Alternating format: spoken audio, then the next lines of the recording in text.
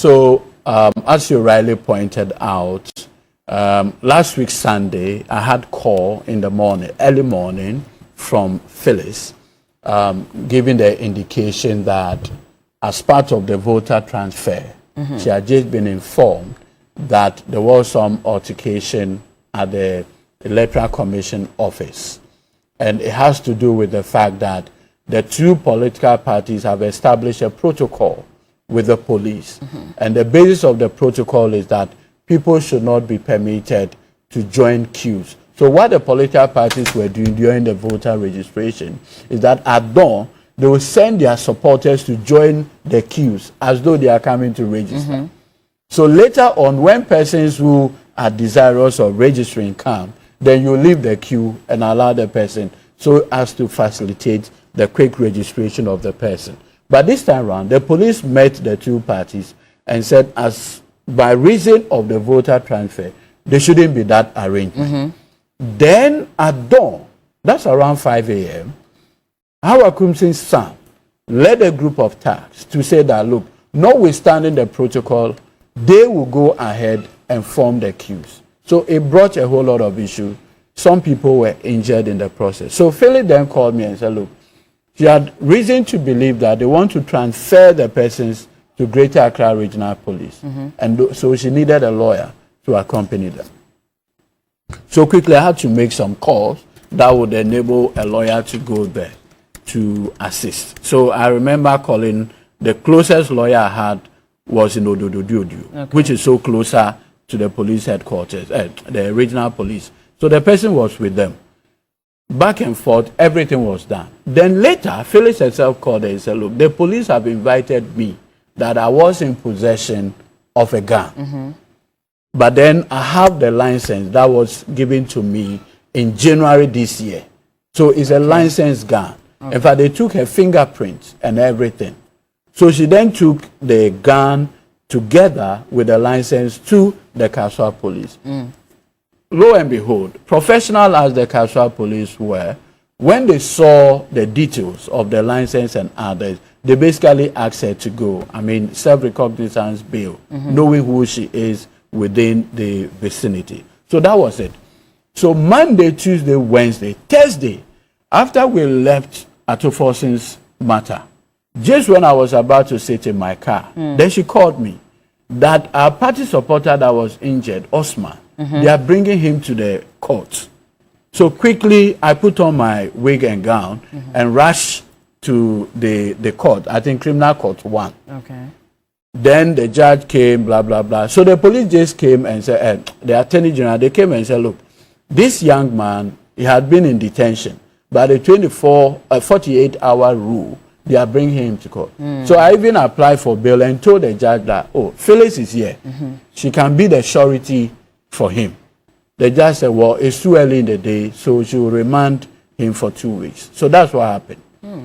So when we left, and that was almost 3 to 4, around 5:30, Phyllis called me again and said, the police just sent her a message that they want her at the headquarters the next day, that is Friday at 10 a.m. I said, well, you're already on bail, so there's not much of a problem. I'm sure it's going to be routine, so just go. So by 10, she was there with the other people. Then a colleague lawyer called me and said, oh, Eduje, I'm at the police headquarters to do a different matter. But I've just seen her, so I said, don't go, just be with her. And so this police officer, this lawyer has been with her. So can you imagine when all was said and done, around 5 p.m., then I had an urgent call from her that, Eduje, I'm still here. From morning? From morning 10 a.m. I'm still here. But this time around, the police have given me an indication that I'll be detained. So I said, no, how can this be? Thankfully, my colleague, the current director CID, I was called to the bar with her the same day. So I reached out to her with WhatsApp message. I said, oh, madam, this is what has happened. This is my client. She had already been granted bail by the Kaswa police. If suddenly she comes on her own volition, and this is what you do, it undermines public confidence in the work that you do. No response. I said, that's fine. So I started moving towards the headquarters myself. That's around 5 p.m. to 6. So when I got there, I had a call that she had been moved from the headquarters to Cantonment. So I should rather come to Cantonment Police Station. So when I got there, my national chairman was also on the way going home. Okay. When he had a call. So he also rushed to the CID headquarters. So he was at the headquarters and I was at Cantonment with Sami Jemfi and co. We were thinking that this would happen. So I sat in Sami Jemfi's car and then we went to the police headquarters. Obviously, we met senior police officers there, COPs. What is the reason for detaining her? Look, and like my national chairman pointed out, each one of them said, this is beyond us. The senior police officers you met? This is beyond us. Was the IGP there as well? Look, I personally reached out to a friend who is so close to the IG and said, look, this thing, it can escalate into something else. So kindly talk to your friend. If she wants daily reports of our candidate, we can ensure that. The response, so about 5 minutes, my friend said, wait, let me make some calls and get back to you. About 5 minutes, the response I got from my friend clearly shows that the IG was not in control. What kind of response did you get? That there's nothing the IG can do. So you're saying that the police are not the ones who asked for her request, for her arrest? No. But how is it possible that a request can come from the top? You so see, a police institution that's supposed to be independent. In fact, at the police headquarters, you have a situation where a police person will walk you, a police officer will move you outside and say, look, Chief, I just muye bibi. Right? I just muye bibi. I mean, to the point that even officers, because you see, the reason why the national chairman made this point is that, look, myself, my national chairman, Baba Jama, one honorable Vida Dai, we were with a senior police officer in his office for anonymity reasons.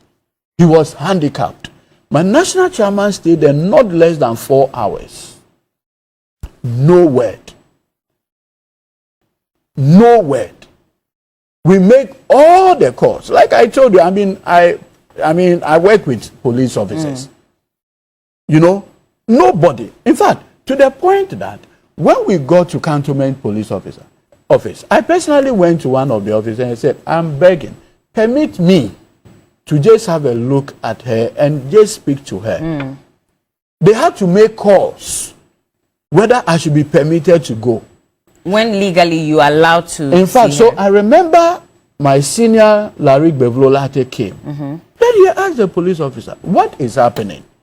Even a call by a lawyer to go and see the client requires approval from who? Back, forth.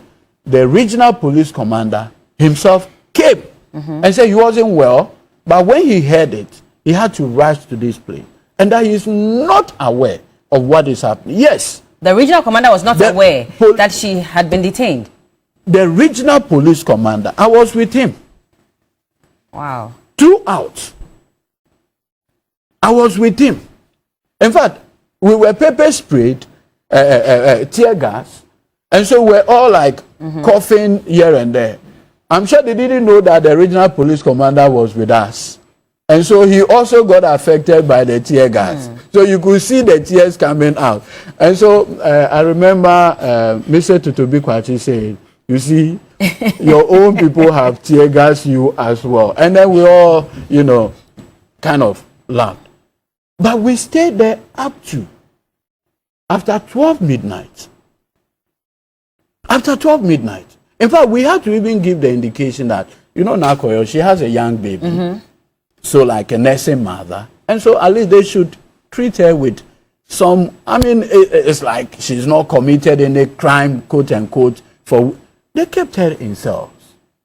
All entities that day to see her didn't happen. I have worked with police officers. I will not come and sit on national television to say what didn't happen. No. In fact, myself, Sami Jemfi, we were basically just going back and forth. We told our national chairman to stay at the headquarters whilst we do the legwork.